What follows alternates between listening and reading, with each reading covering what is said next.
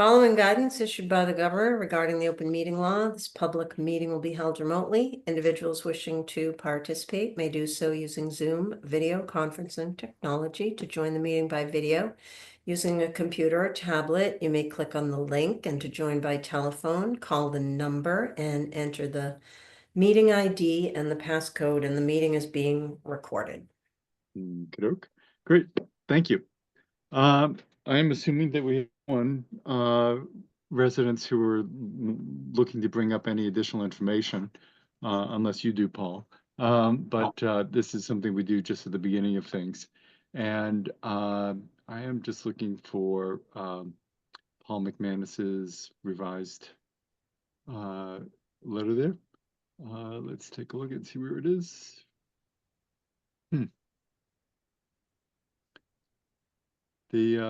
Okay, Janet, why don't you fill us in on your review of this?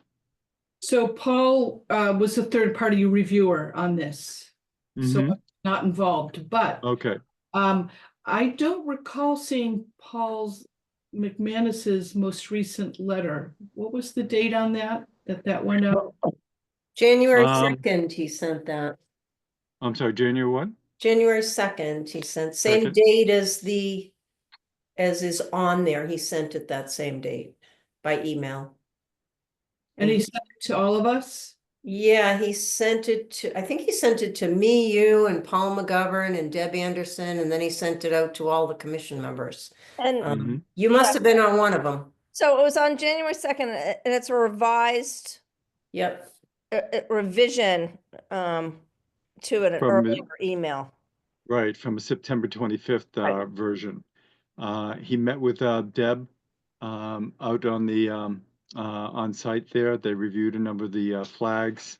Also that it's pretty clear vertical change in terms of the topography. They also moved a couple wetland flags, but the vernal pool flags were viewed as separate.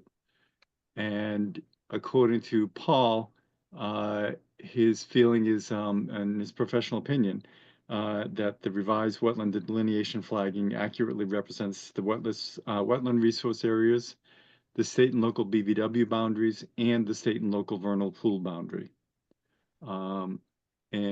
Given that he was on site and he was with Deb, and he is the person handling that, although he could not be here tonight, that looks pretty cut and dried there. Paul, do you have anything that you... No, I was actually part of that walkthrough with both of them as well. And a couple of days later, we had our surveyor come out and just basically record all of the markings that they had agreed on site. And that's the drawing. The most recent survey that's presented is based on those flags. It was sent through to Paul, reviewed it again, and it's in line with what he marked. And so do we have that plan? Was that sent to us as well? Yes, and I submitted it electronically and in paper. Okay. I can screen share that if needs be, or if anyone else wants to. Lori, do you have do you know when that came into us? The plan? Paul, do you remember when the plan was submitted the first day back on January 2nd? January 2nd. Yeah, I stamped it January 2nd, and he brought copies in the office. Janet got a copy and I kept a copy, and then he had emailed, or Deb had emailed directly to Paul McManus, and I believe that those were all forwarded out to you as soon as I got the electronic. So the only revised plan I have is dated 12/18/2024. That's the most recent. Oh, okay. So I'm just a little confused. In Paul's letter, on the second page, the second paragraph, he said, in general, I found it accurately defined with the following minor exceptions, which were flagged in the field. So 1 and 2, are those changes reflected on that current 12/18/24 site plan? I believe so. So I am still trying to find that site plan. I keep pulling up different versions of Paul's letter. The site visit that he did was on December 13th. So That's why the 18th is an okay site plan, because it's after. Okay, Yes, okay. Mhm. He references the 18th, the 1218 plan in the letter, I believe. and some of these, what he did was on the December 13th, he added an additional flag D 7.1 on site, and Mhm. that is reflected on the drawings. He eliminated, or he added flag S13, so there were a few additional to what had previously been marked on site. They added 1 or 2 flags, which are showing on the drawings, as well as adding all of the vernal pool marks. Okay, Okay. that's clear. So, And yeah, in his last plan review, his last couple paragraphs, he's talking about the 1218 plan. Okay, that's, and I'm just looking, Laura, do you have a date of when that plan itself was sent out to us? It was sent on the 2nd. On the 2nd.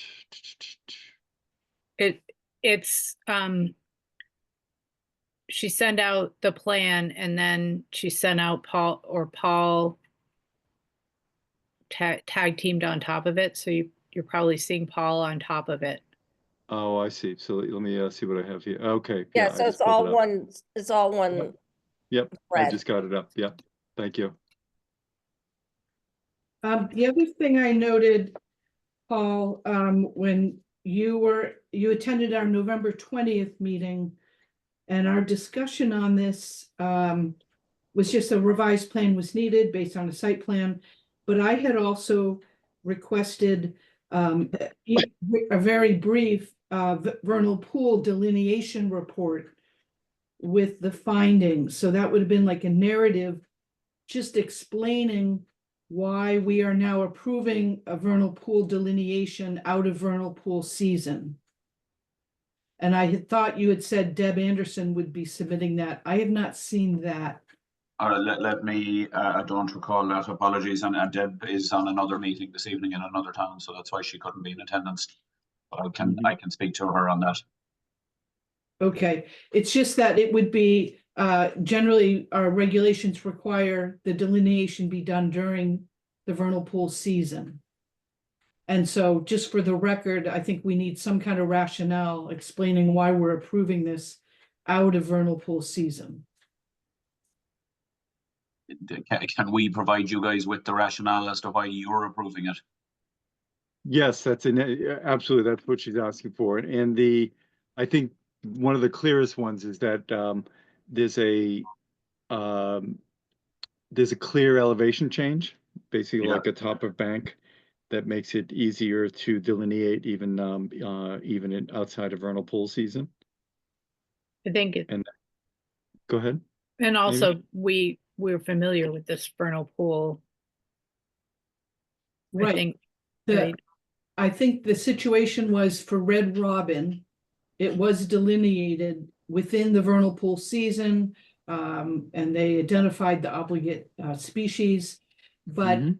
it was only on the Red Robin side of the vernal pool. It didn't delineate the entire edge of the vernal pool near this Mhm. property.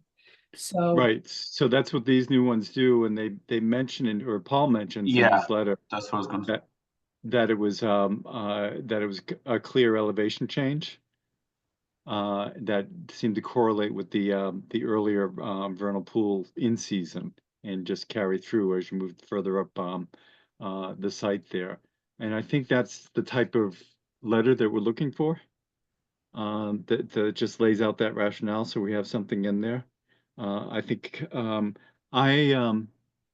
commissioners, does anybody have this seems like outside of that letter, we have Paul's representation and several reviews of this, that we could go ahead and vote on this and verbally note that this is why we're doing it and that we expect a letter from the applicant next week.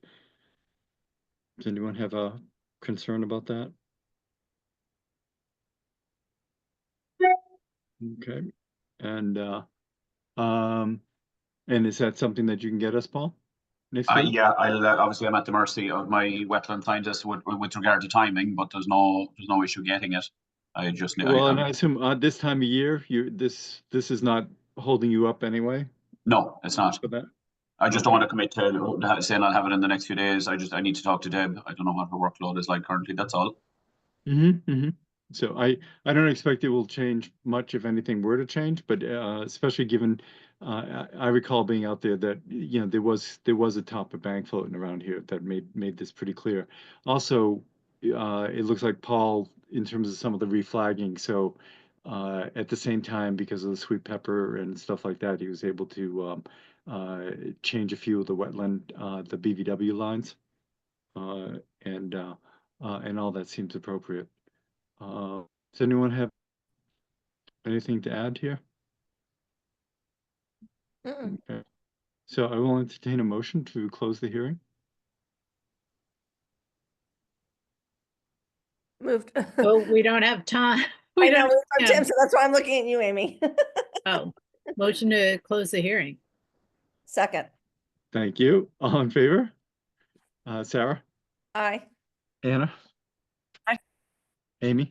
Aye. And I'm an aye. Okay, entertain a motion to accept the NRAD per Paul's comments and with the understanding that the applicant will have a narrative letter provided shortly explaining why this was reviewed outside of vernal pool season. Second, Thank you. All in favor? Amy? Aye. Anna? Sarah? aye. And I'm an aye. Okay. Great. Jen, is there anything else that Paul needs to provide us with outside of the vernal pool issues here? I don't think for the ANRAD, but we are still waiting for the partial certificate of compliance for Red Robin. Yeah, Which I'm would just waiting on Deb to do, the drawings are all done now. I'm just waiting on Deb to do her report. I have my civil engineer's report as well, so I thought I would have it in for the next meeting. I'm very close. I know I've said that before, but I am very close on it. And at this point, is there a reason that would be partial as opposed to full? Or is there planting remaining to be done, or? No, not Yeah. remaining to be done, but my understanding, Janet, my understanding planting has to go through a year cycle. A 2-year growing season. Okay. Well, but Janet, does it need to go finish that 2-year period before we grant a certificate of compliance? Well, the concern was, and it's already occupied now, but the commission had talked about especially having the stormwater structures viewed by a third party. As you'll recall, Tetra Tech had inspected that. And the sense was before people got into the building and if there were any issues, we wanted to know about those beforehand. But this has kind of dragged down a bit. So I still think it's worth now to have a partial review based on the size of the stormwater system and at least just getting that signed off on. So have we received the Tetra Tech report? No, Or we were has it- waiting for the certificate of compliance request so they could then review that. Well, I'm trying to think of cart before horse here. It sounds like you were saying that we needed the Tetra Tech report before we grant a certificate of compliance.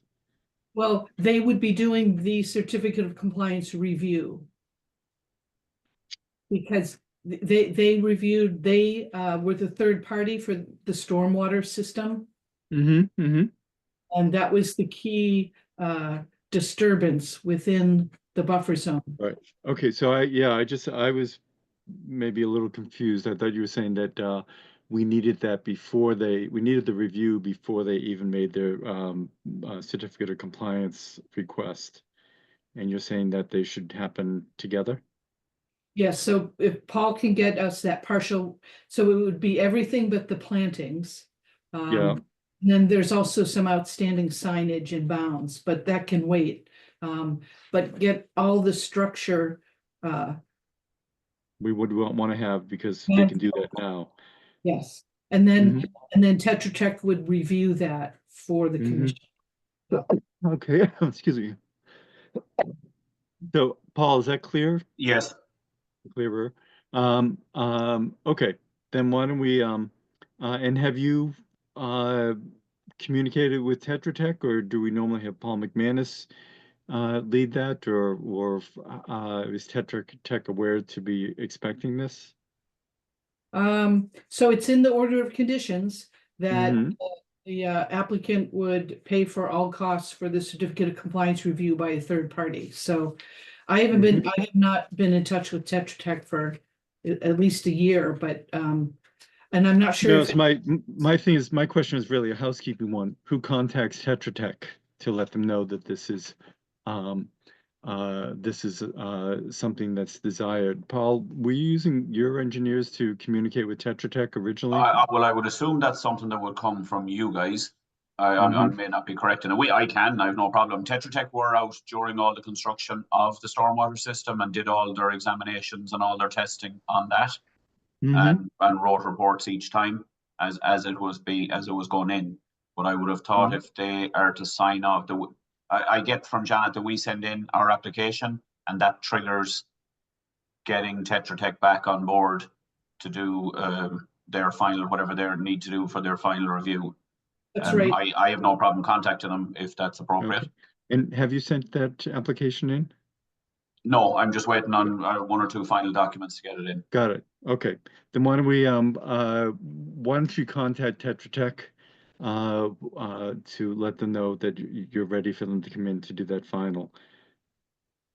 And we know, Paul or Lori, if there's any money left in that escrow account for review, for that third party review. Paul did the wetland piece of it, but Mhm. Tetra Tech did the stormwater, which would be the focus of the COC. Mhm. Well, I think that, so the way we've historically handled that, well, we can check, and then also the way, excuse me, the way we've historically handled that has been to have Tetra Tech produce a quote for that, so that we have an idea of what they're looking at. Um, and so I think it sounds like a little bit of communication between both Paul McGovern and Paul McManus and Tetra Tech to get on board with that. Okay, and Paul McGovern, why don't you push that out from your office That's so fine. that you'll have the documentation you need for Tetra I Tech. presume Sean Reardon again in Tetra Tech, Janet? Yes, he also had an associate working with him, but Yeah, it would be up to Sean- him to decide who it's going to be here. Mm-hmm. Okay. And Lori, can you contact Paul McManus and just let him know that we'll be looking for, coming up soon will be a request for partial certificate of completion, and we're looking for the Tetra Tech study. You want me to contact Paul McManus for the Tetra Tech Yeah. study? Well, just to let him know that it will be coming up, and that way, if he has any other questions concerning that, he can raise them. Okay. Okay. Okay. Then, given that your ANRAD has been approved, Thank you. pending that letter from Deb that Yep. outlines why we did this, so we have something in our file. And then we'll see what architecturally phenomenal building you'll come up with, There you go. and take it from there. What's your occupancy rate currently for the front? We out of the 34 units in the pastures, 32 of them are occupied. Mm-hmm. And So, and actually, actually two of the ones, and there's one I think approved today. The hardest ones, significantly the hardest ones to lease, are the affordables. the what? The affordable units. Oh, really? Is that because it's Absolutely. tough to get people? The other ones are all long gone. The last ones to go are all affordable units. And is that because excuse me, it ends up being very narrow spread of, what somebody I think it's a process thing. I think there's so much paperwork involved for the applicants that Mhm. most of them just give up on it and pull out. It's very intensive, down to being asked to explain a $200 transaction in your bank account, and it's quite intensive. And is that Mass Housing that reviews that, or who does that review? They don't review it. They said, yeah, you have to have an independent company. We use SEB Housing out of Needham. We've no control over the process. But the process, I guess they're just following a process that's laid out for them. but every applicant has to go through it, and you see a major fall off. There was 115 applicants day one for nine affordable units. Excuse me. First unit was rented in June, and now here we are in January, and we still haven't all of the affordables rented. 9 of them out of, we're gone way past that pot of 115. So yeah, And it's, do they rent for based on the applicant's income as a percentage of that, or they rent for a fixed amount for? no, again, we've no control over that either. That amount is set by the state. There's a 1 bed is a certain amount, a 2 bed is a certain amount, a 3 bed is a certain amount, and that's And that's controlled by the state. What are those amounts? I know a 1 bed is again, affordable is a little bit of a misnomer. An affordable 1 bed is 2,000 a month. Wow. Yeah. And it's 80% AMI. So basically 80% of the AMI, which is the average income, not in the Dover area. It's Boston, Brookline, Quincy, I think is kind of the overall area. So I think I think for a single income household, it's somewhere in the region of 85 to 90,000 that person would qualify. Going up to a 2-family or a 2-person family is maybe 100,000. I don't know the exact figures, but I know it's there or thereabouts. So yeah, is that without any affordable is a little bit of a misnomer. Yeah, is there any subsidy from the state for any sort of programs or What federal those people could still be Section 8. There's nothing stopping them from being a Section 8 applicant also. And there are a few Section 8 applicants in the building. They're not necessarily in affordables. Oh, I see. Okay. Yeah. Interesting. It's not the most user-friendly system, and the term affordable brings negative connotations on a building and stuff like that as well, even though it's far from affordable and it's far from easy. They don't make it straightforward. No, but it's very there are many rumors that are bound, so it's nice to have that clarification. Yeah, 32 out of 34 units that are occupied. Excellent. Well, thank you very much, and have No problem. a happy new year. We'll hear from you hopefully next week via Yeah, I Deb. believe I'm going to be on the next hearing for a certificate of compliance for 21 Old Farm Road, anyway, which was a single family house as well. So, Okay. all Great. right. Thank you, guys. We'll see you then. Thank you. No problem. Bye. Bye-bye. Okay. Let us pull this up. Excuse me. Okay, Bridle Path is being continued for signage. Is that right, Deb? I mean, not Deb, Janet? Yes, that's right. Yep. Okay. And so then we're moving up to basically voting to update legal fees to match the cost of advertising income. I thought we did this the last time. Did we not? We increased it once up to 100, and then the legal fees went up again. For a while, they've been 128. I thought we had talked about at least going to the town meeting for whatever the equivalent was of 150 times the number of typical applications we get that require that, just so we know that they're within our fiscal year, they will most likely increase them again. Well, so the way we set it up was you don't have to do a rules and regs change every time you want to increase the advertising legal fee. It says in the regs and on the website, or it says in the regs to refer to the website for the current legal So fee. we can dynamically change the website if we So give. all you have to do, I mean, it's just, all you have to do is take a vote at a meeting and. Okay. And plus this is a quasi-revolving account that we still get the fees in to cover it anyway. So, Right. Okay. And we increased the advertising for next year for 2026, so. And is there a dollar amount total for that? Oh, I don't have the that- budget in front of me. We did the budget last time. I didn't bring it tonight. But we increased it so that it should cover, you Okay. know, we So- shouldn't need to ask for more money at the end of the year. No, that's what I thought we had voted on, but but as far as you recall, we Well, didn't you vote. might have to for this year. This is the 26 budget we're talking about. You might have to at the end of 25, but They never what give a hard time for that because it's a requirement, so. Yeah, do you have, so in order to vote on that this year, um, how do you want to word this vote? I'm just looking for a motion for you to update the legal fees on the website to match the cost of advertising at $128 a legal ad. Got it. Okay. I'll entertain a motion for that. So moved. Okay. Second. Sorry. Sorry. Okay. I was unmuted, but I thought I was on mute, so. All in favor, Amy, Aye. Anna, Sarah, Aye. and I'm an aye. Next, the recurring conservation fund town meeting article. What was that? Same thing, the 25,000. Mhm. I want to make sure we get that in time for the end of the warrant, which I sent you all the calendar. So So you I I think thought it's we- Friday. yeah, the No. warrant maybe- closes this Friday. Maybe I'm Um, confusing this so- with a discussion that you and I had, Lori, in terms of thinking that we had already voted for this. So maybe that's where it feels like deja vu.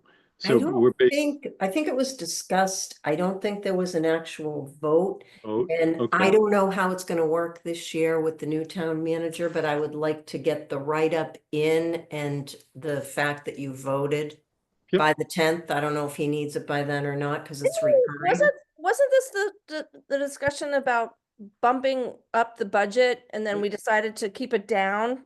Well, you all had Right. also talked about asking for more But Right. this than the is different, 25,000, but Sarah. Yeah, This but- is, Okay, this so is, I'm like, John, I'm confused with all Yeah. the, there were a No, lot of this is discussions. just, so we're gonna mean, this is for that general fund that accrues until we Purchase land. purchase land. oh, okay, And so- okay, And so for that, I think, 25 seemed to be appropriate. We've been, Right.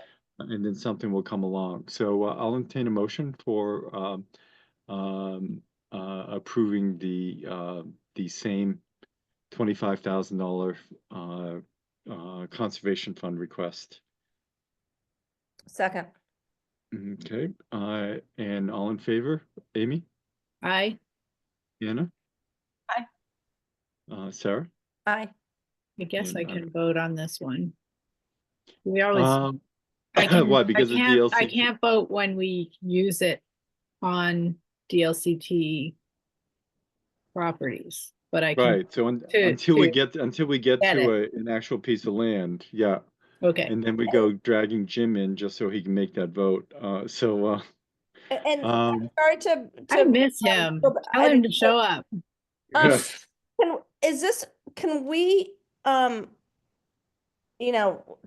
the monies or the funds keep going into a fund? So, all right, perfect. I Yeah, we thought have a- we that have was a- the answer, but Do I you have just, an idea, Lori, ballpark of what what's in that fund currently? No, and I meant to look, because I knew you were gonna ask me that, but I will find it in the office. I, we can talk about it. I'm next meeting. guessing it may be on the order of $100,000. It may be. Because we haven't bought Okay. anything for a while. I think It the went last through time we last used, year.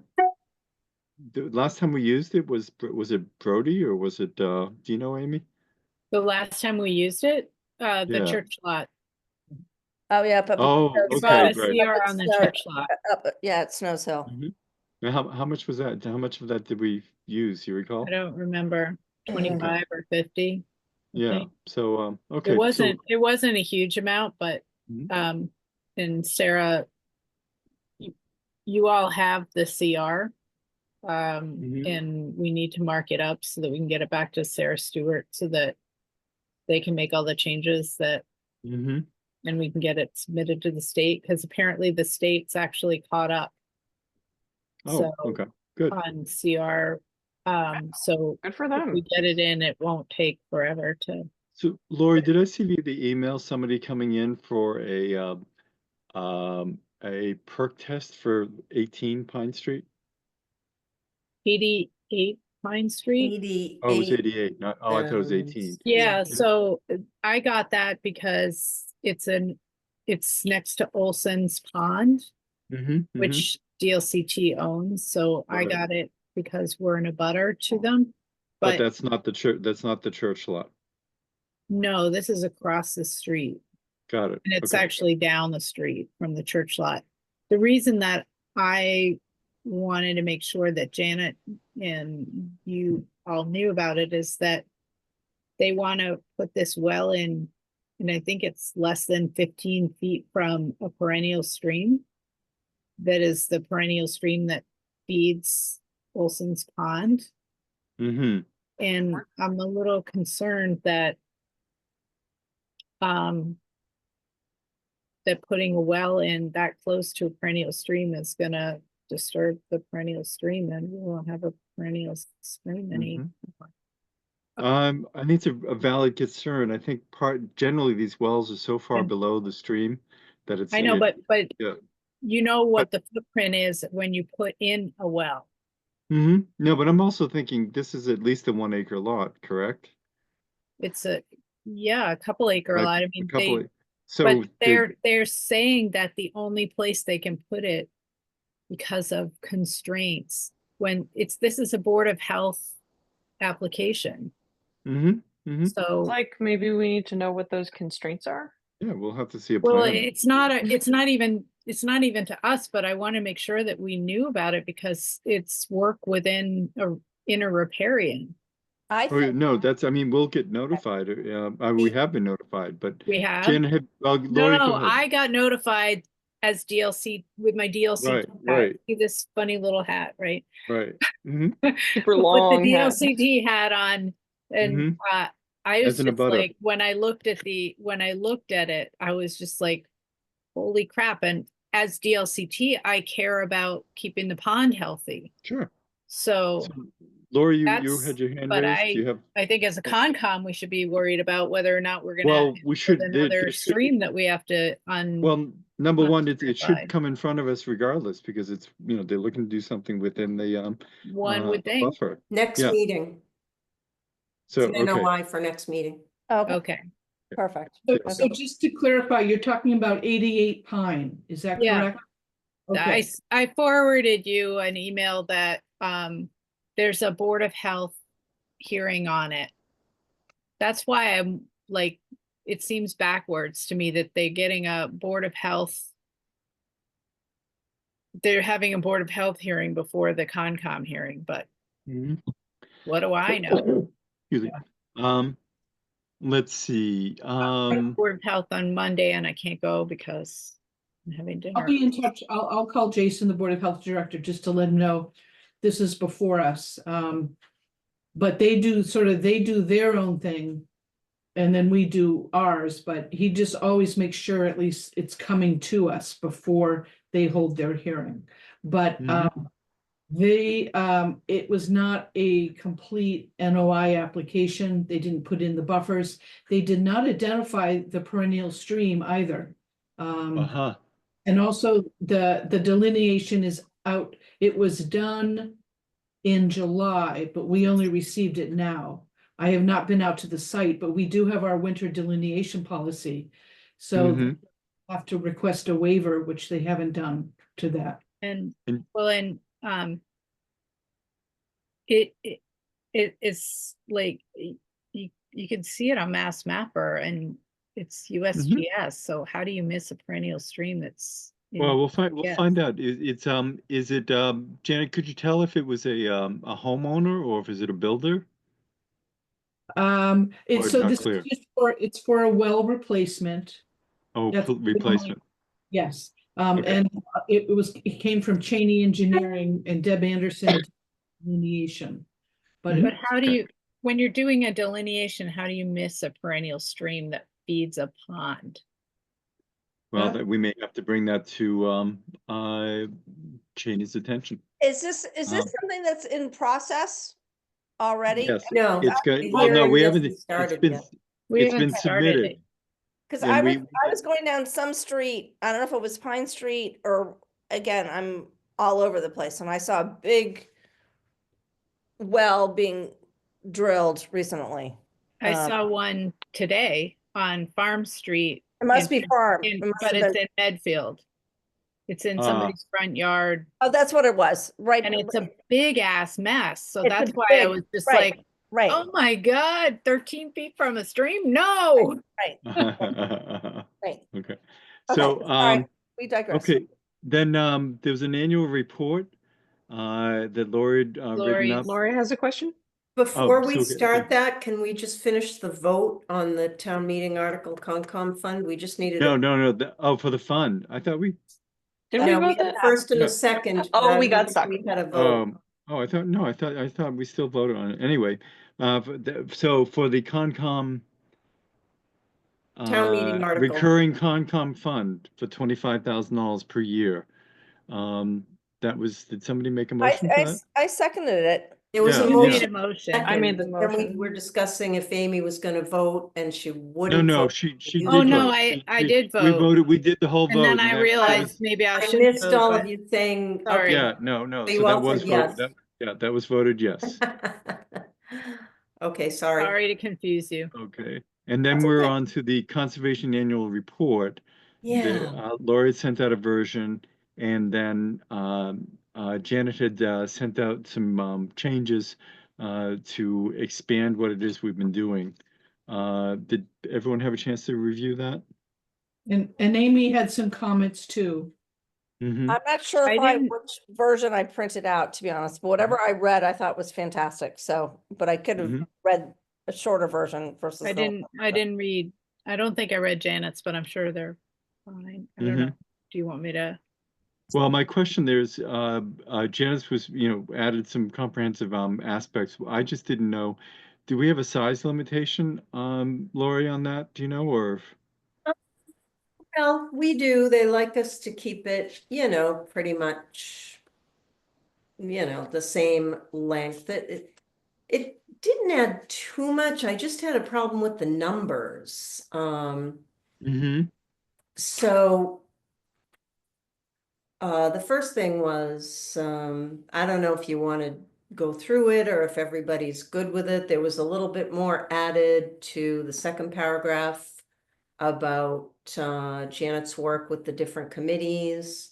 And then the following paragraph, it was kind of reworded. It said the commission held a total of 23 public meetings in which they reviewed 22 notice of intent applications, which they may have reviewed them, but if those applications were opened in 2023, they're already Mhm. counted. And this is an annual report. So when I do the count, I go through and every hearing that was opened in 2024, if it was carried Got it. over from the previous year, it was already counted. So So then that makes it- let's say open, you could say we opened the hearings on on X number of NOIs. 14 and 14 and 23 is a big Yeah, difference. yeah, no, It's but sort of it- inflating the number, Right, but we might have talked about 23, We but we probably did. opened the 14 so that Is that how you want it to be so we're not- worded? Well, I don't know, what do you think? I mean, I think if the way that you're counting it so that we're not double counting is that you're counting the number of open hearings, let's say opening the hearings, then let's say opening the hearings so it's clear. We So- could say both numbers. We could say open the hearings for X number of NOIs and Issued 14 notices. Yeah, so I wouldn't, You as know- rather than cross out that, so I well, think part of, Actually, you issue the order of conditions, not the notice Yeah, of intent. so let me know, You Janet, understand this- what I'm saying? Yeah, I think, but I think we can address it covering both. I think Janet, I'm assuming that part of what Janet's trying to do is to make it clear to anybody real- reviewing this of what our overall workload is. Is that correct, Yes. Janet? right, but I did go back and look at calendar year 24, and I counted, we opened 22 NOIs, and then is let's this see. supposed to be calendar year or fiscal year? It's It's calendar year. Calendar year. Yeah. And I have a list and I checked it twice before I even, just like Santa. So Um, I counted that we had 6, 7, 8 8 NOIs that are still open and continuing. So we opened hearings on a lot of NOIs that have now still continued, like Fuller Pond, and so. Yeah, what but I don't think I count those. I think if they're going to be issued in 2025, meaning they're still open, I don't think I count those. I think I count activity that happens in 2024. You know what I mean? So, That's why I changed the language to "we reviewed," because we spent a lot of time and effort on a lot of NOIs. It and needs- I'm not saying that's not true, but I'm saying if it's counted in 23 or 25, it shouldn't be counted in 24 as I well. guess it's Well- semantics of it. So if we just Well, review. can I just, excuse me, let me just hop in. So the consistent number, Lori, that you go from year to year would be issued 14 notices of intent. The fact that we reviewed 22 notices of intent because we had spillover from the previous year, and we have other open notices that we have not yet issued yet. Right. So I think you can do both. And what I think it does make it a little clearer of what our overall workload is. So that, I mean, because, you know, we've had with some of our NOIs, they've gone on for more than a year. And then they don't Definitely. get counted. That's why, right. Yeah. So I think we have the best of both worlds here, which is if we reviewed 22 NOIs and we issued 14 notices of intent, and last year we issued 16 notices of intent, that's the number that maintains the consistency with your reporting. Right. And this just adds, it gives people an idea that some of these take a while, and that there's a workload that goes beyond those 14 permits that were issued. Okay, so are you all okay with me revising that according to what you're saying? Because it is due on the 13th, or do you want another round of draft at the next No, meeting? I think I think we should be doing this dynamically as we go through it. In others, I Okay. think that sentence is very helpful and clear. And then the other question is whether or not we need to, how much of all the other stuff that we need to outline, because they're really, you know, one or two additional things. And I think those we could probably just cover under, we also address the number of permit minor modifications and extensions and certifications, and not put the actual numbers in, because I think one or two aren't going to really make a statement of any form. Mhm. And then I think I'm I fine just, with the. to make it accurate in what we did. I don't think. But I also I know we're running into 1.5 pages with this, and they like to have it on one page. Actually, they don't, because I'm working on the tree preservation committee. Like, planning is 12 pages. So it's whatever, and also we're pretty much in all digital form now in the report. So I don't think there is a limit on wording, but I mean, you want it to make it succinct but accurate, I guess. Yeah, I think I mean, my open space one is a lot longer than the Concom's one, which God, seems backwards, but I'm assuming we do a little bit more work, but I'm not sure. but the point being is that you can submit whatever you want and they'll edit it down if they want it That's right. less. So give them Okay. whatever you want, and Okay. if it's too much, they'll. If it's not in the book, it's because it was edited. Yeah. Okay. So then it's not okay. Then does anyone have a problem including all that detail? Okay. Somehow we had an amended enforcement order. How many enforcement orders did we actually deal with last year? 2, and then 2 Oh, that's amendments. it, really? Yes, So because 29 Saddle Ridge and 31 Springdale? those actually both started in 2023, believe it or not. Right. Okay. Wow. Yeah. Yeah, that's the type of thing where I'd almost like and ongoing enforcement actions, as opposed to, because they took up a lot more Maybe time. 3 ongoing enforcement orders or something, because we were still cranking away at 1214 Miller Hill until, Yeah, you know, yeah, last week. yeah. So, and then, so maybe multiple ongoing, enforcement orders. So there would have been 4 that were issued in 2023. Really. And then the And, 2 that were actually issued, you know. and then we have, Snow Hill. And, so why don't we cover it with, multiple ongoing enforcement, orders. Right after where it says 2 amended enforcement orders. Uh, uh, yeah, so and say just the commission also issued 15 COCs and um 2 enforcement orders, 1 notice of violation, and continued work on multiple other enforcement orders. Instead of the 2 amended or. in Right, addition to? yeah, rather than make me specific on it, just outline Okay. that we were continuing multiple enforcement orders. Okay. The other thing, I was trying to go through some of our agendas and I thought I captured everything. We also revised our rules and regs in April 2024 after a public hearing. So we should probably put that in as well. Or- If we put that in a nutshell, the things we revised were the Corrections. were Mostly. corrections. So they're mostly, you know, there wasn't anything on a, or was there? I don't recall anything of a major policy basis on that. No, it was the 100-foot buffer and it was the notifications to abutters to match what Right, we had been the doing. buffers there, right. So I think we can, given that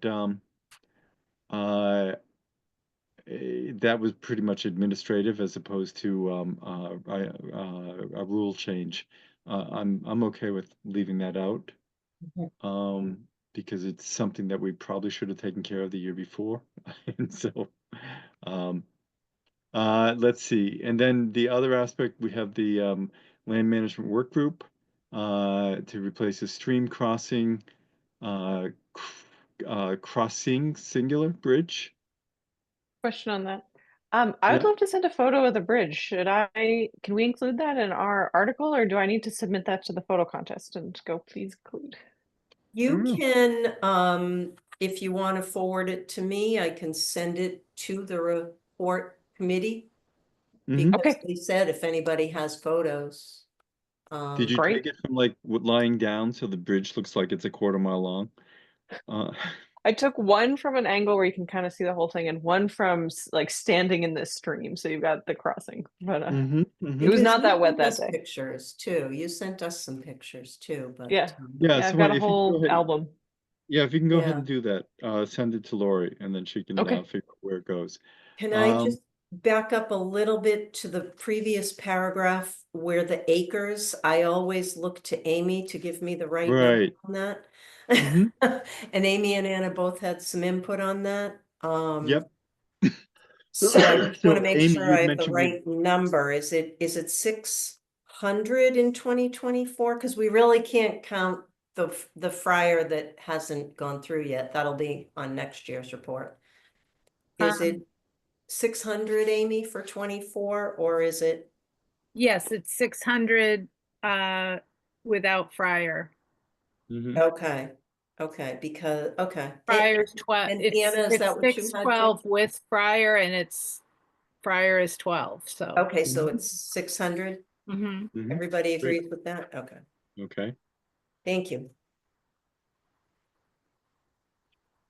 Let's see, moving on to the All right. next. I think I emailed it to you. It was 9 parcels of land that we You did. moved. Okay. You Yeah. did. And you So we'll said that change was a total of 112. Yep. So. Most of it being Valley Farm. Right, right. So that's a total, so you'll make that change, Lori, to 9 parcels? Well, the thing is, if we add 112 to 585, it's 697. Did I have the 585 wrong? Is that what happened? I think I did. Yeah, Probably. Well, because if I we think say I mo- added, So yeah, 585 probably included Valley Farm. probably included Valley Farm already and maybe even Macintosh. That's true. So I think Okay. we're covered by saying more Macintosh than, is another 25. Or 28. which one was Macintosh? Where's that? It's 28 like or 29. Snows Hill and Center Street. There's just a Excuse me, chunk of okay, land yeah, that's sort now of I know, yeah. surrounded. Yeah, so I think more than 600 covers us there. No, well, okay, or you could say, I mean, it's pretty much exactly 600, but fine. Totaling more than 600, is that what Yeah. you want? Sure, I would think yeah. more than, that's fine. All Because I'm right. sure some of these acres may have been, you know, if it's 12 and a half acres, then we hit our threshold. Then to the next one, to replace a stream crossing bridge, singular. And is working with an outside consultant on developing a land management plan. And I think thanking the volunteers is great.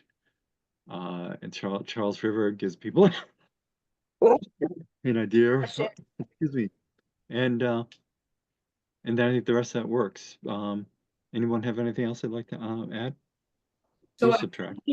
I did note on that schedule of deadlines that Lori sent out that the deadline for this report is the 10th, this Friday. Right. Lori, Well, the calendar says that, but they moved it to the 13th when the Oh, town okay, report Monday. emailed me. Okay. This calendar was done back in the fall, so. So given those edits that we just approved or just reviewed, I'll entertain a motion to accept this what are we calling this? The annual report for the Conservation Commission to be submitted to the town meeting. A second. Thank you. All in favor, Anna, Aye. Sarah, Aye. Amy, Aye. and I'm an aye. Okay. Thank you. Let's see. Excuse me. Did folks have a chance to review those minutes? I Any did chance? not. I know Lori sent them this afternoon. I did not have a chance Oh, to. those are for next meeting, the ones I sent today. Yeah, no, this was from Oh. the last meeting sorry. I requested, which I also did not comply with. I think I reviewed them when they first came up, but I did not update my my review of them since then. Does anyone want to table that till our next meeting, and we'll have several sets of minutes to review? I think that's a good idea. I think that's what we Okay, should. and Janet, did the minutes that Lori sent out, and Lori, these are coming from the minute Yes. writer? Okay, Yes, and Janet, I assume you have not had a chance to review those additional minutes, is that correct? no, I just got those today. Yep. right. They were sent today because Janet wanted 2 weeks and the next meeting is in 2 weeks, so. That's why, I okay. didn't mean to confuse you by sending them out today, but No, it was, after the second or third time, I figured it out. And so, let's see, next, you had submitted, the annual town meeting deadlines calendar. just an FYI, so everybody sees all those, deadlines and there's. Thank you. Yeah, you're I missed welcome. You're that, Lori, welcome. but Yeah. I will print it out and The second page gives like a little synopsis from a memo that the town administrator sent with specific, dates that people might be interested in as far as, open hearing, things like that, so. And is there anything that, we're not doing a big ask for anything this year, in terms of we are looking at adding 5,000 to each of those funds, is that correct? Each of what funds? Operating budget? Yeah, that's Yeah. what we did. The 2 operating budget funds. We went from 25 to 30 for both of them, did we not? Well, we Uh, did. Well, we asked for it. I Yeah, we submitted asked for it. that with the budget, but that doesn't have to, you don't have to write an article for that, do you? No, I'm just thinking whether or not, but we need to be prepared for it if we have to, Yes, you know, yeah. at the warrant hearing, Yes. Yes. So I think, you know, we'll be in good stead there. It's an easy one to do as opposed to trying to bring up something about increasing setbacks or things like that. So let's Question. see. Did we have Yes. more land to transfer? It dawned on me last night and I emailed Amy that we might have a few parcels. Do we want to do that again? Do we want to let it rest? I don't have a strong opinion, but I'm happy to. I think it's the only one is like a little like not even an acre over on Willow Street. And is there anything else? Let me look at There was the one with some historic relevance, Saw Mill, Saw Lake, I don't know. oh, there's Ponzi water supply, the herd land that has that the That herd wasn't- land over by the post office and the fire. I think it has a vernal pool on it and a little nature trail that nobody uses. Oh, I didn't know that that's something that we could request be moved over to us. Is that what you're saying? Yeah, sure. Because at one point they were they had a housing committee and they were thinking of looking at it for. Well, it's got a vernal Housing. pool on it. Why would Oh you? no, it's was But where, it? sorry, John, I go don't know ahead. if it was a vernal pool or a pond, the way it ended up being reviewed, but Well, I don't know what it's a big wet puddle. yeah, I think it's A now wicked becoming big that. puddle. But It's it has an 7.5 acres Mhm. between Center and Walpole there. Well, I don't think we need to ask for it this year. I think it's going to still be around, so we can coordinate that with Right, a. so there's Ponzi, which is 32 acres.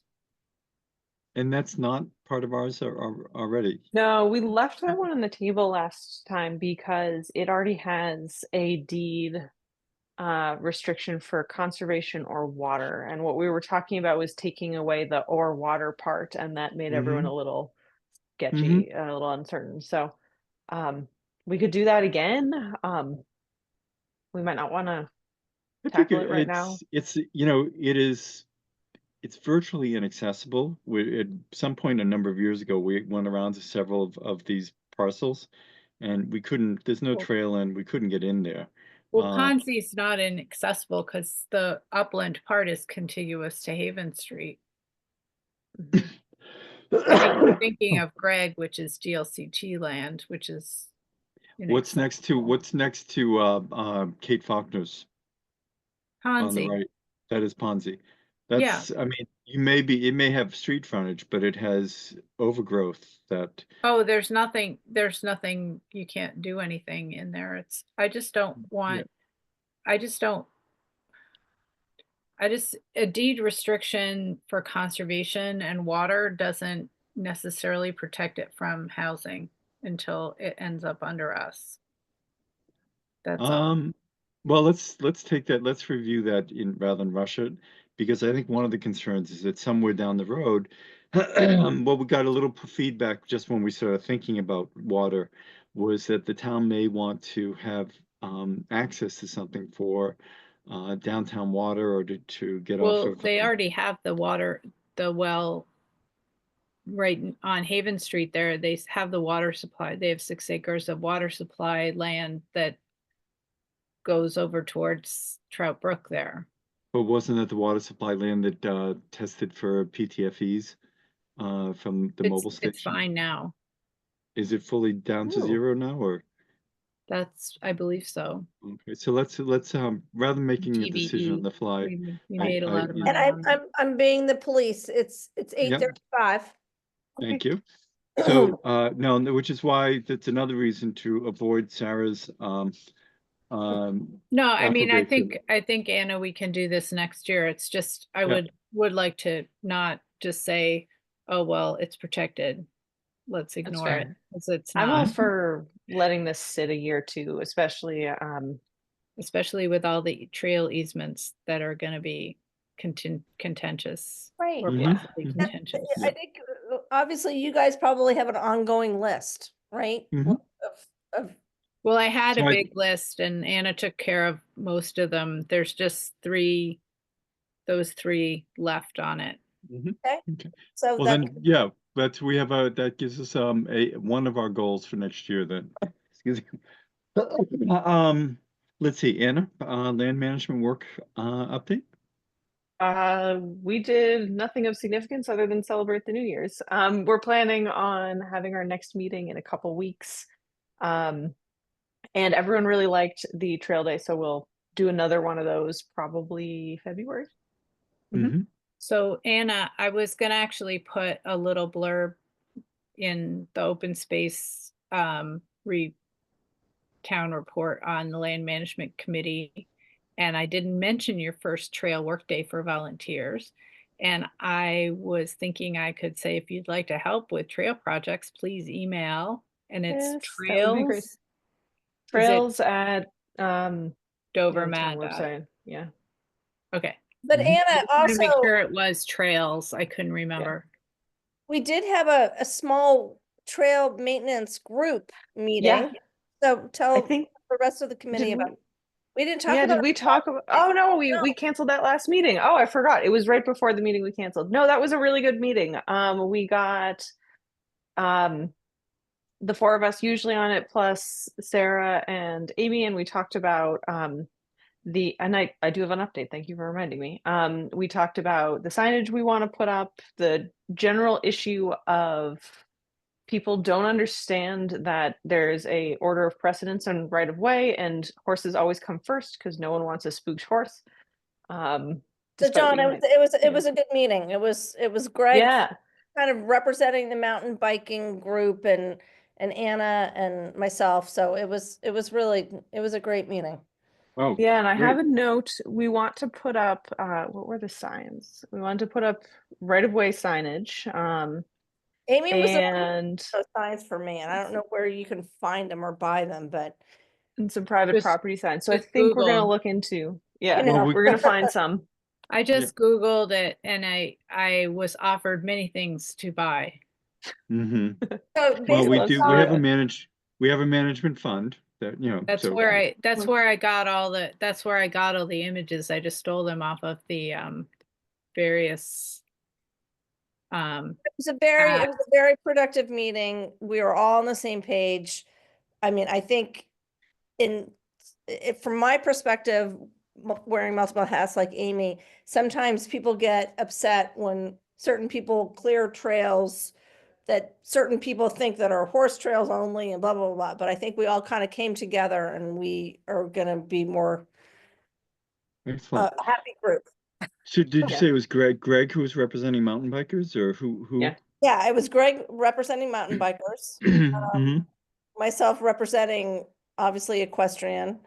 mhm. And no, it was great. It just was like, I think like anything else, things happen on the trails, and if not everyone's Yeah. consistent, whatever, but it was good. No, I think the idea of coming up with signage especially signage that's readable and Yeah. and conveys something quickly. So I think that's great that you're working on that. Let's see. Oh, and then Buttercup Lane, somebody has offered. Well, Lori, do you want to cover that, or? Oh, I realized there's a little more. We also talked to Bill Geitz Tanner at the end of that meeting. I completely forgot I that's didn't right. already Right. update about this. Spring- This To was who? very helpful. Yeah, The consultant who's working on Springdale Meadow Uh-huh. with his initial draft. We talked about the spurge, which is difficult to get rid of, but we're also really focused on how could we handle the entrance better, because it's sort of not clear where you're supposed to go in, and changing around how we were mowing. He's got recommendations for basically reducing the footprint we mow every year so we can preserve habitat from year to year, but not like leave the section entirely unmanaged. So it's like alternating sections or similar similar concepts with the expectation that there's like a ring around the Mhm. around the meadow, so you can walk around. So he's got some recommendations for that. We talked about we're going to increase the buffer around the vernal pool so it doesn't get mowed right up to the edge. So that was also really a really useful discussion. Great. On Walpole Street, trustees actually has a split rail fence that goes into you would never know there was a trail entrance there. It's across from maybe Woodbridge or Taylor, one of those, Okay. or in that general area. It's enough to outline where it is without, being, a trumpet, for, having people, pull off the side of the road for it.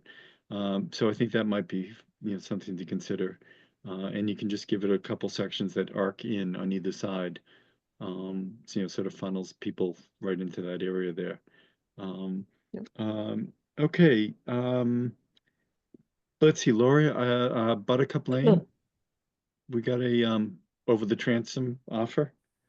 Well, yeah, I sent you all the email that I got from a resident. She was just looking to see if conservation would like to take possession of 2.5 acres of land. She says the owner recently passed away. The estate approached the abutters.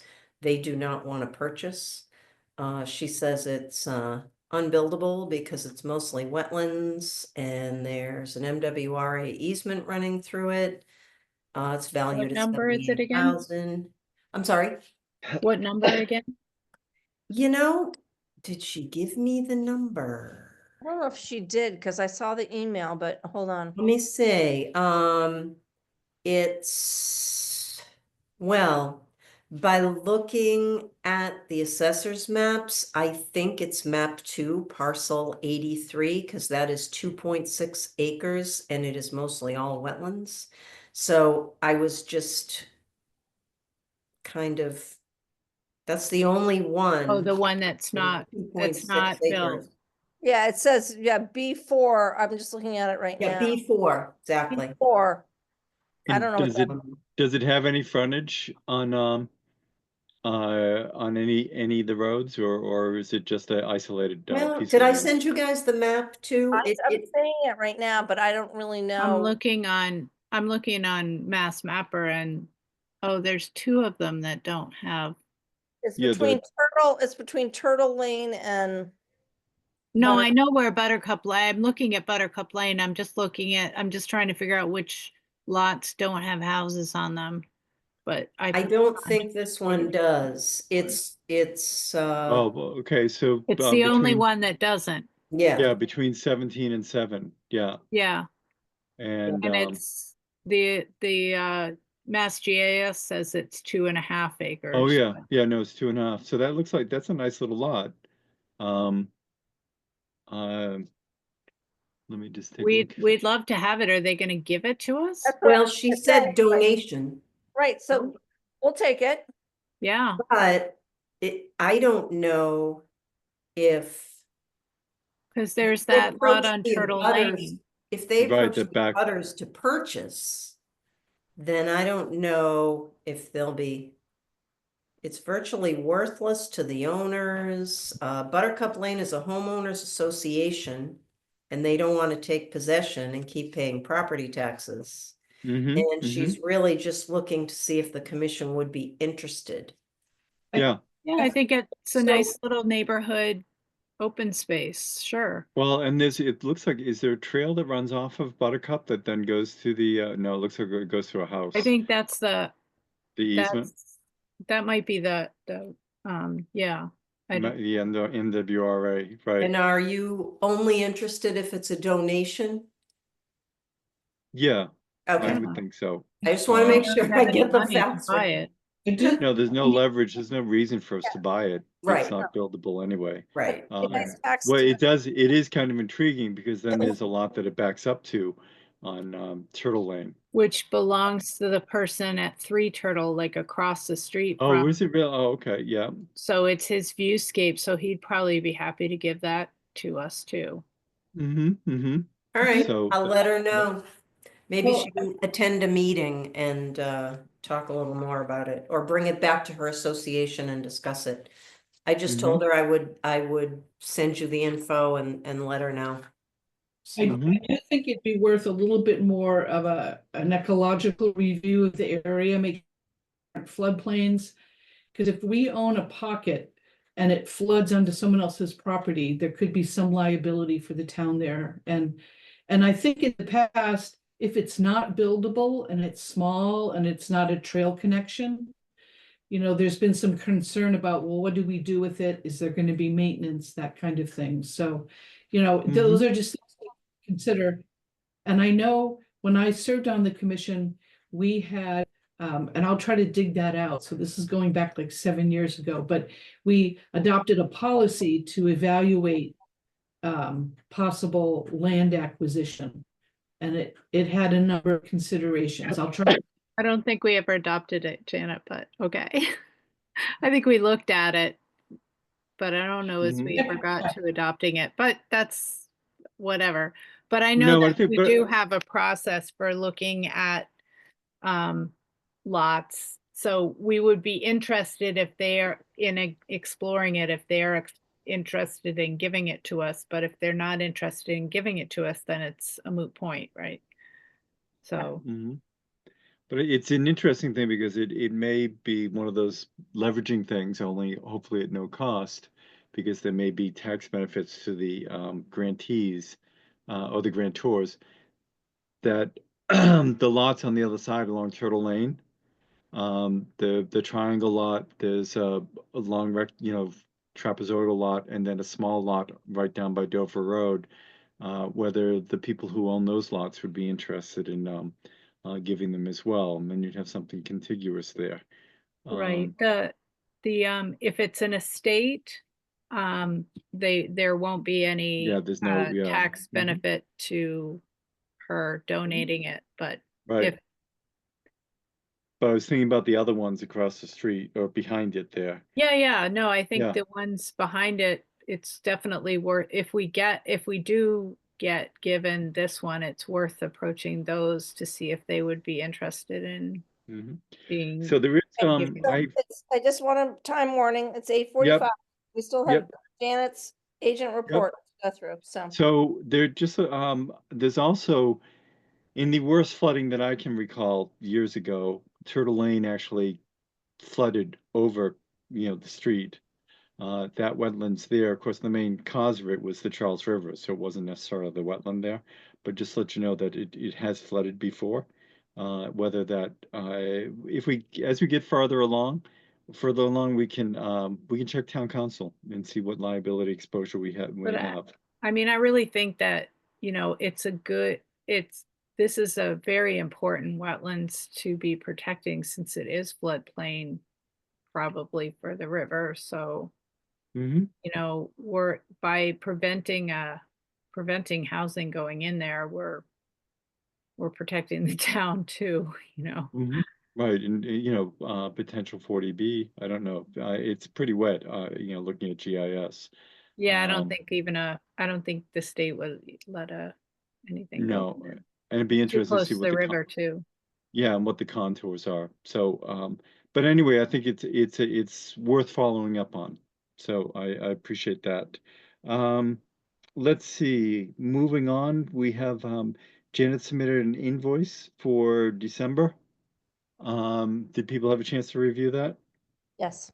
Yeah, Okay, so that was for $8,508.50.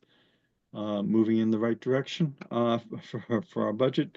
I'd entertain a motion to accept that. Second. Somebody's supposed to make the motion. oh, but, I move it. okay. Okay, second. Thank you. All in favor? Anna? Aye. Sarah? Aye. Amy? Aye. And I'm an aye. Let's see. Next, Janet, do you want to give us some quick updates on things? Sure. So we have some continuing enforcement issues.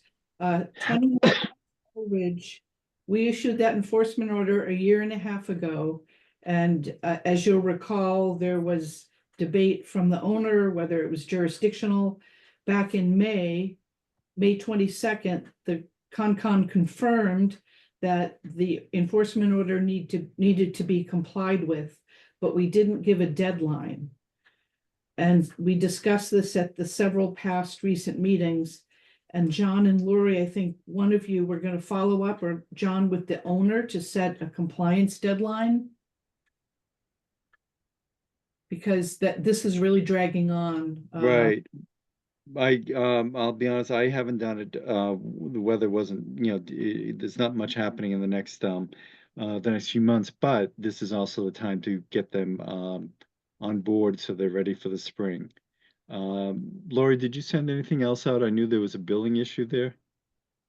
I've sent out a couple of, at least one letter and a couple of emails, to You've get got him to enough. send some money so we can pay Paul McManus' latest invoice, and then there'll be more. And didn't he come to a meeting and say he was interested in putting up a fence? He just has to submit something, and Right. like Janet said, the restoration report and all that. Mhm. No, I haven't heard anything back from him. Okay, can you put together a letter that you and I can then review for us to send out that basically incorporates everything you just said, and knows that Okay.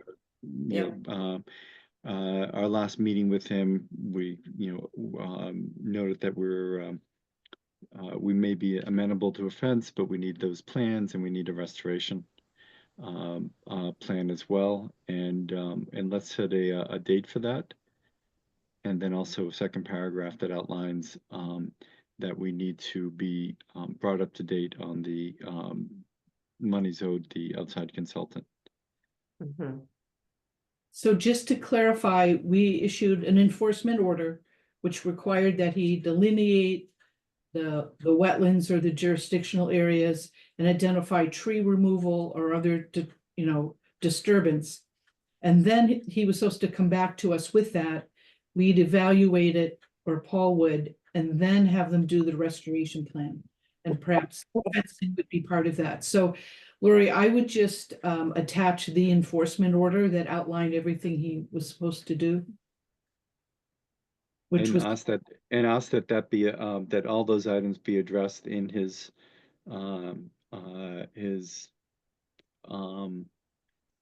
restoration plan.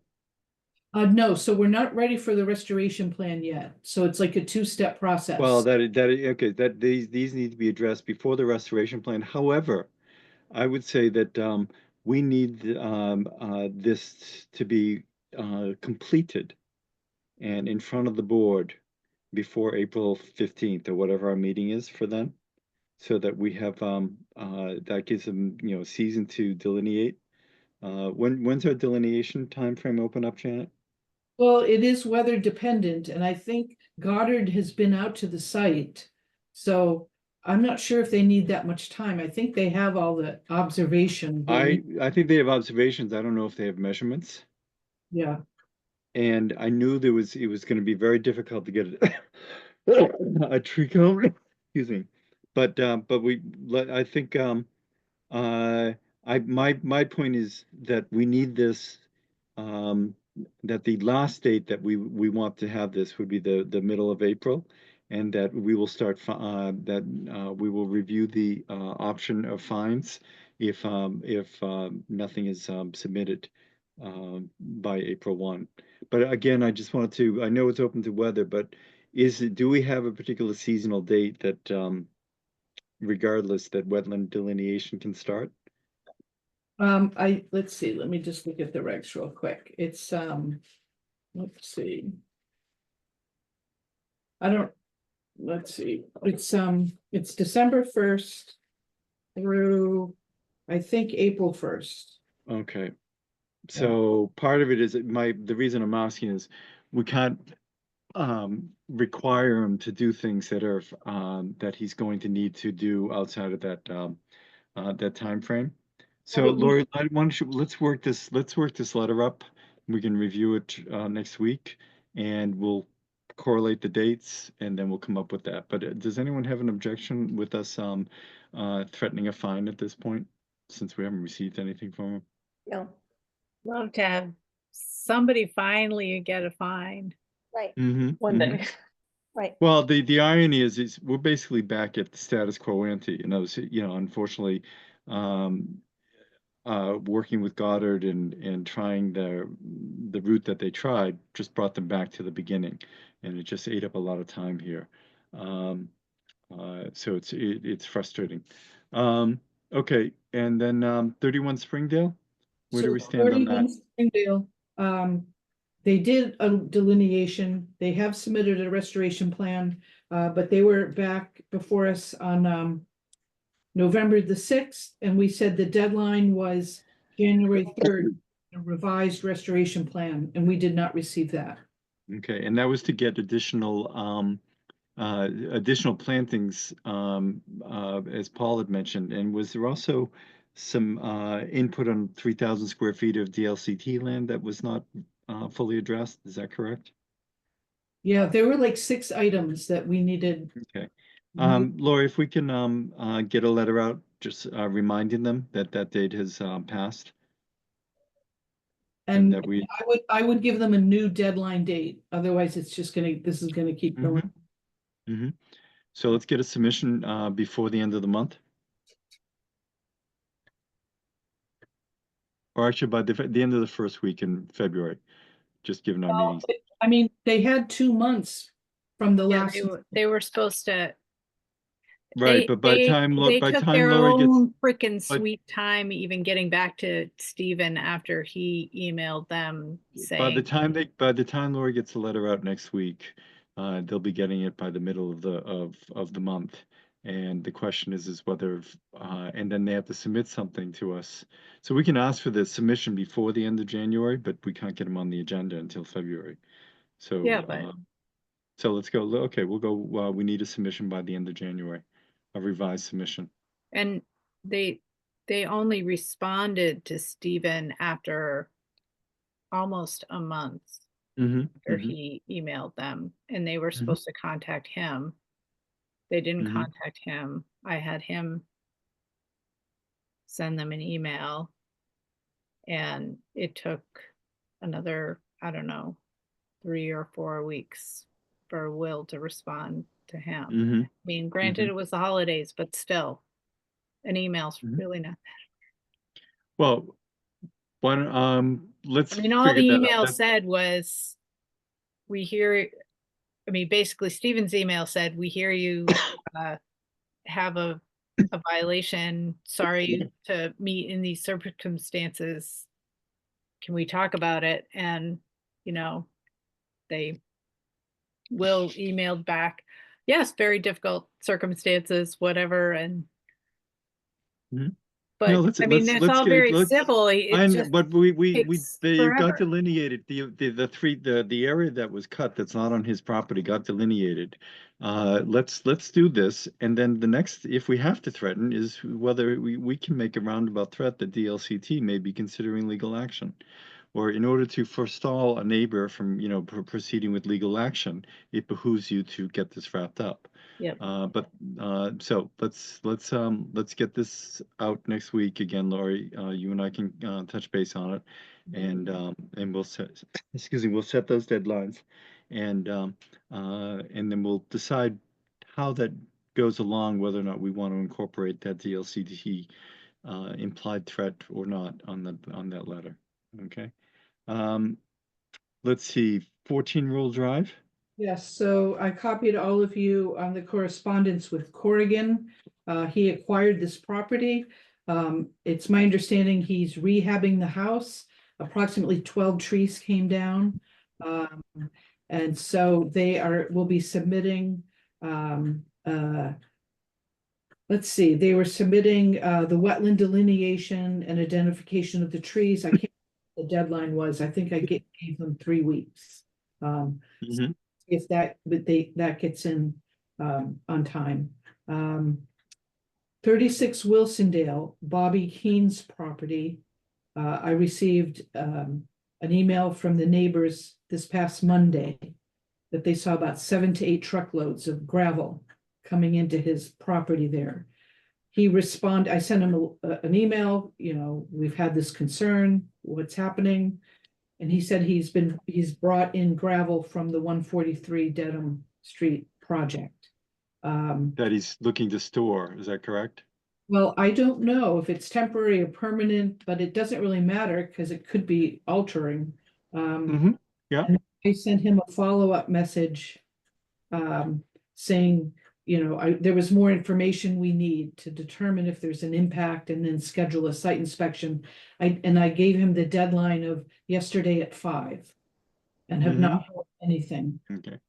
So Now, he also replied saying that he thought that doggy daycare had cut down a bunch of trees. yes, so I'll get to that. That's a separate topic. So that was a good deflection on his part. Yeah, But you know, that's exactly what it was. But the fact of the matter is his thing takes precedence. You know, he has to map out where his wetlands are and you know, address exactly what you asked him to. right, so he missed his deadline. So I'm wondering how the commission would like to follow up. I was told we had a land use meeting today. Walter said that about 8 to 10 years ago, he and Craig Hughes had received complaints about dumping on the property. And he did go out to the site with Craig and George. And he had been dumping gravel within the buffer zone.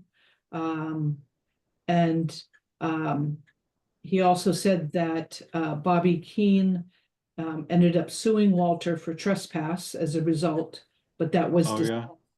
How far did that go? that was dismissed, but he said, you know, they have received complaints over the years. I did ask Lori if we had an enforcement order at all, and she couldn't find anything. So I don't know what happened, but Walter said Concom definitely was involved, and Tim might remember, but he's not here tonight. So he did miss that deadline. And I don't know how the commission, I think maybe a more formal letter from the office, just stating what's required and then giving him another firm deadline. Yeah, I'm looking at I think I have his house on here. I'm looking at Google Earth, going back to October 2021, which outlines I can see some of the red maples turning, which gives me a good indication of where wetlands are there.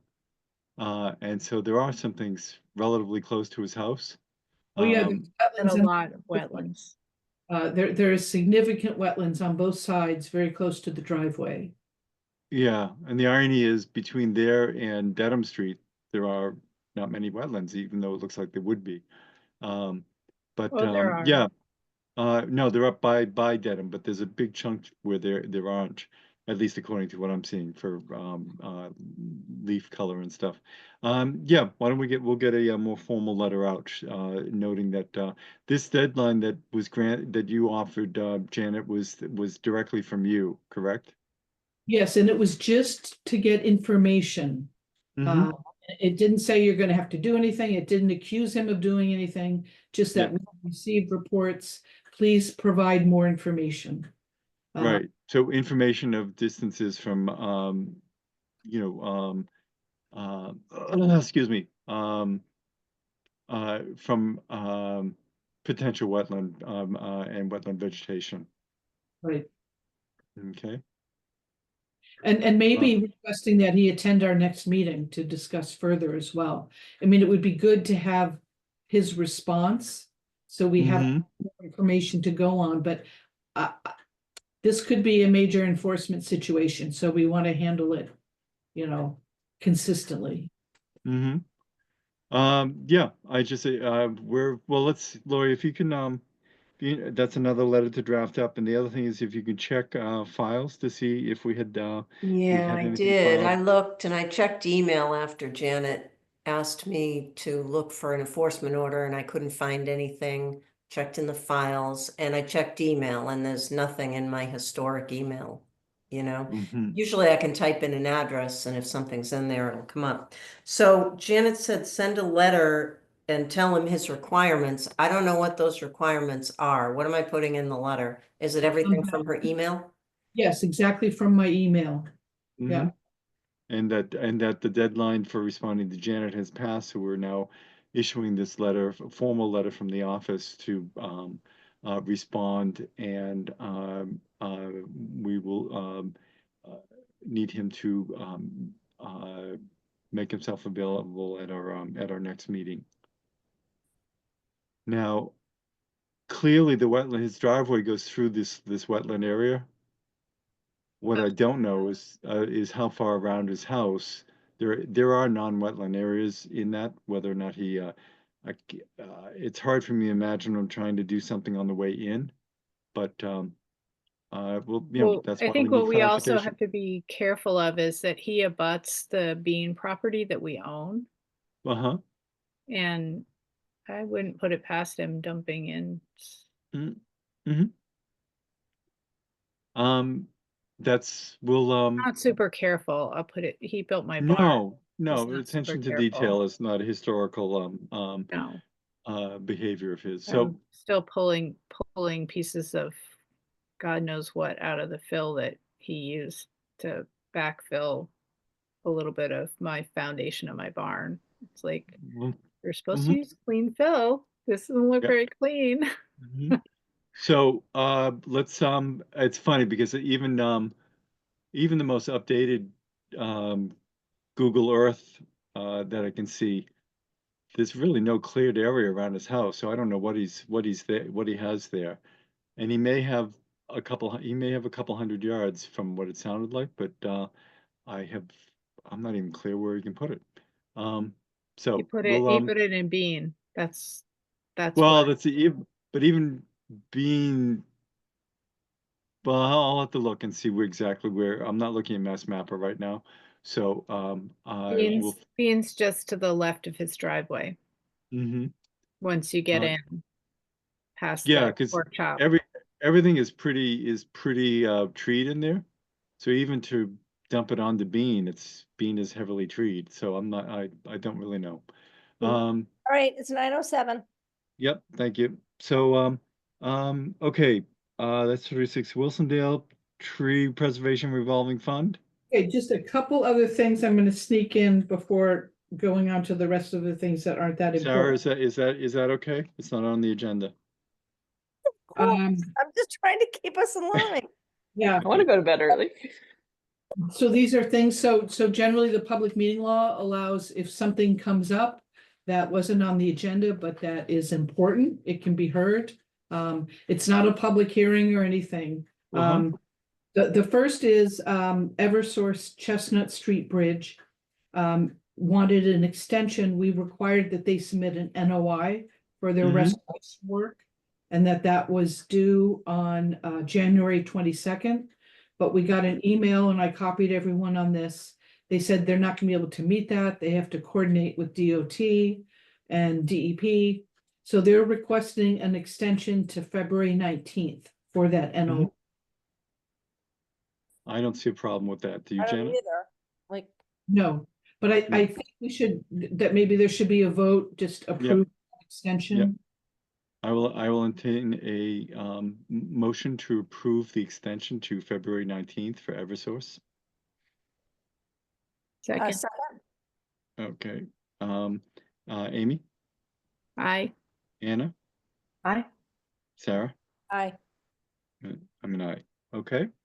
Okay, very good. And then 283 Dedham Street, which is the old Crane Estate, which is Mr. Keene brought that to our attention.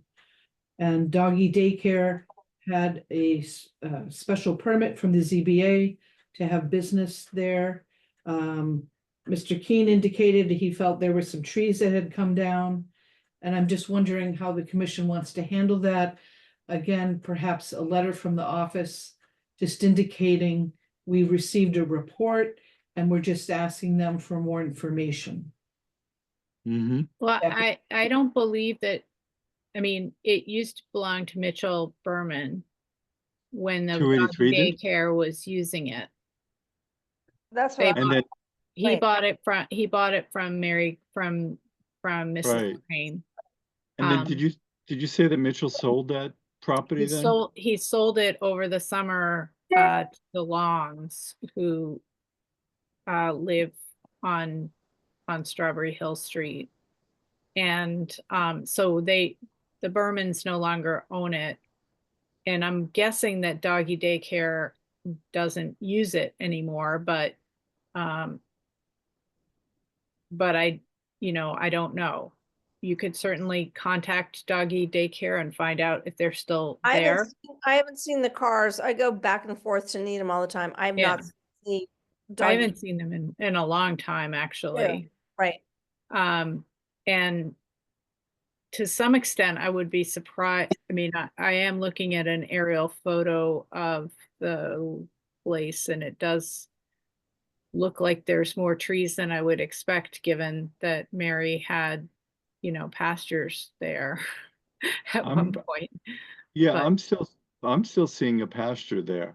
I'm even- seeing a ring and a couple of pastures and stuff, but doesn't matter.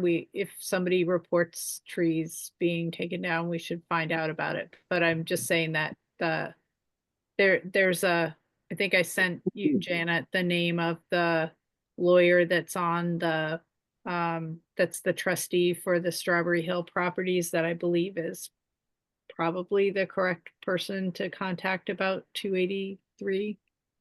Well, let's find out via the registry, who bought it. It's an LLC Right. called And Cotton Top. right. And is there a address or a manager of note on that? On the deed, there's a law firm that is the same name as the one on Long's Strawberry property. Hill Street. Mm-hmm. But I think Harrington, I think his name is. that would be the appropriate place to send a letter, that it's come to our attention. I guess the other thing too would be to check. I mean, does all you anyone- can do you could try and you can send a letter to Mitchell, because he's the one that the assessor has, but he's not the owner anymore. If you Mhm. want to go, Janet, did I send you the deed? I don't think you sent me the deed. I have the Burnham- deed. the I'll send Burnham- you the deed. So as you drive down Dedham Street, is 283 the see. one that has the gate across it now, or fence across it? Yeah, there were two lots together. I don't think so, but I could be wrong. Oh, okay. I just noticed on my way down there, that was was it two brothers who owned that, or a family that owned the two lots? Yeah, there are three. This is the third lot, Mm-hmm. right? Because there was Closer to the Needham side Brody of things. property that we bought, and then there Yeah. was Peter Brody's house, which one of the Roach brothers bought, Mm-hmm. Daniel, I think.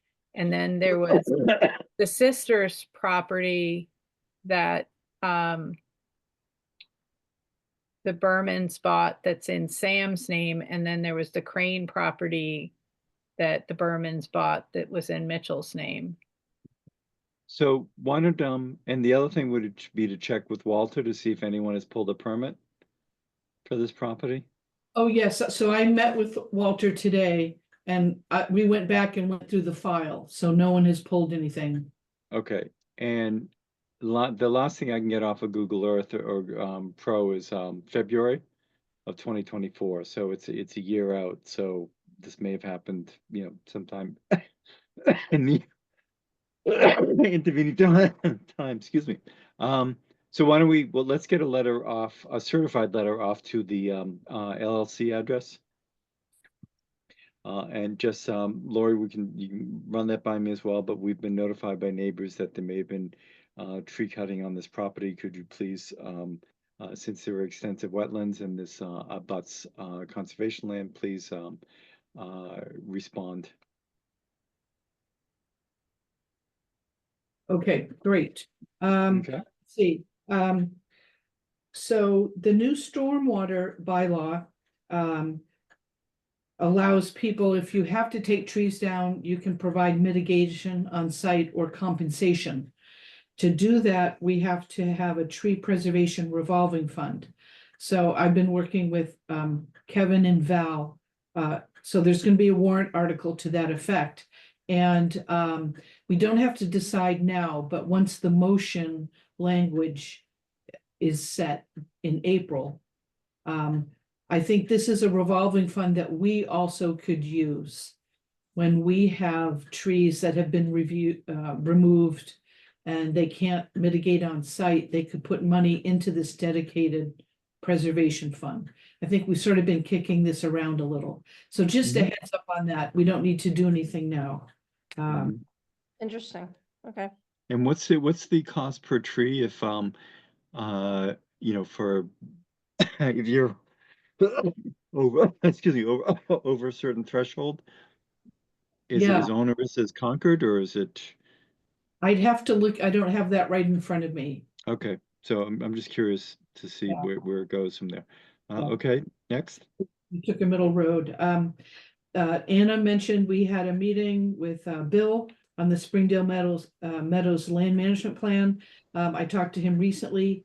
He'd like to schedule a site meeting with the Concom and the Land Work Group to talk about mainly entrance issues, how to demarcate the property line, and if we wanted to do anything with the entrance work. And I'm wondering if people might be available next Wednesday. That would be the 15th in the afternoon. Unfortunately, Hey. I'm gone. Okay. And before we do that, there were bounds placed there. I Yes. think they were placed by us. Yes. Do we have a map that shows that? A plan? I Or- think I don't know if Bill has, I mean, I think we can probably see those on Google Earth. No, but I think it would be good because it gives us a global picture of where those are and then how they stop, but how the land opens up beyond that. Yeah. Oh, you mean the Hitching posts. hitching posts? Yes, Yeah. the hitching. So they're there, but it's interesting. What he said from his perspective is he said he just didn't, I think basically Elizabeth has done such a good job of maintaining her property line to our property line that there's not a distinction. So I think we definitely need to include Elizabeth and Bob on this discussion as well. Right. Yes. Well, I I mean, think maybe even for, if she mowed, you know, Less, like, our stuff 2 inches higher than her stuff, so Right. it looked a little bit different. right, so well, I just why think don't it's, we address that on site when we Yeah. and if I you think can't we make need it on to- Wednesday, let's look at a alternative date. I can't make a Wednesday afternoons. I can never make. Okay, so let's How about- Jan, who's dealing with is it Bill that you said? Yes. Who why don't we get some alternative dates from him? So an alternative date was the 29th, like in the morning or early afternoon. That's another Wednesday. oh, So part of that as well. I can do it in the morning. I just can't. I can't do anything. I'm done at 2 o'clock. I have to go to the barn. So I have a lot. Could do the morning Okay. of the 29th. I'm unfortunately, I'm gonna be in New York, so On the 29th. the 29th. So the other thing is I also don't know getting Elizabeth in on this while we're hashing things out as opposed to coming up with some alternative scenarios and then getting her involved. Yes, Um, that was the I think plan. that's a better idea. I think that's a better idea. So Okay. I have been in contact with her, and so once I had a date, I was going to touch base with her to see if she's available as well. Okay. So the 29th in the morning, 11:30. Amy, does that work? Yeah. I just have to be done by 2. Yeah, I should hope. Yeah. Okay, so 11:30, I will run that by. I know Bill can make that. I will check with Elizabeth on that. Okay. I Mhm. apologize that I'm going down for a conference, so I can't. We will try not to hold that against you. And let's see, management meeting. We had also talked about putting something in the newsletter to recruit a new commission member and associates. Do people still, I could draft something for the next newsletter. Or Do Yes. that, and let's also ask Chris Costello to share it on town social media, because I would hazard a guess that like 80% of the people who read the newsletter already have a position in the town. Right, right. I think that's an excellent idea. Also, your draft, Janet, make it look like it's fun, you know? And Right. Well, it is, fun, No, isn't it? it is. Do we Yeah. know that, is Jim gone? Is Jim like, have we lost Jim? I'm not in Jim's mind. I think he still thinks he'd like to participate. I just don't know. He's running, in 5 different directions, but we can check in with him.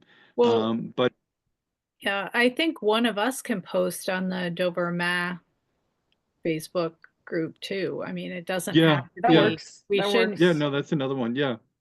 And a quick outline of some of the things that we've been doing in trail, maintenance and so forth. It's part of this May tie-in. Janet, you're going to bring up the rail trail project. Yes, Let's so, just jump. so they are kind of slowly moving forward with the design, the conceptual design phase. And the Mhm. plan is to bring something maybe to special town meeting in the fall. Mhm. They'll have a real cost figure, but I just wanted to make sure they were aware that we are wanting to improve the trail connection between the rail trail and Springdale Farm. And that's something Bill's also going to work on that piece for the plan itself. Mhm. Mhm.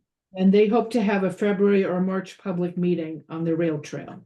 So And that's, are they looking at this time around? Are they looking for the town to cover the costs on this? yes. Okay. Mhm. That's The- gonna be, I mean, okay. Yeah, the Friends of the Greenway pretty much dissolved, I think. No, it was a punitive, not even a compromise, the way it was originally being handled. And I think, we don't do that much for people to actually enjoy things in our budget. So I have, for me, I depending on budget, I have no problem. I mean, if we're even thinking of considering Hale, as I said before, trail before Hale. But so we'll see how it goes. Well, also the Carroll Community Center is mind blowing to me, but that's a Mhm. whole.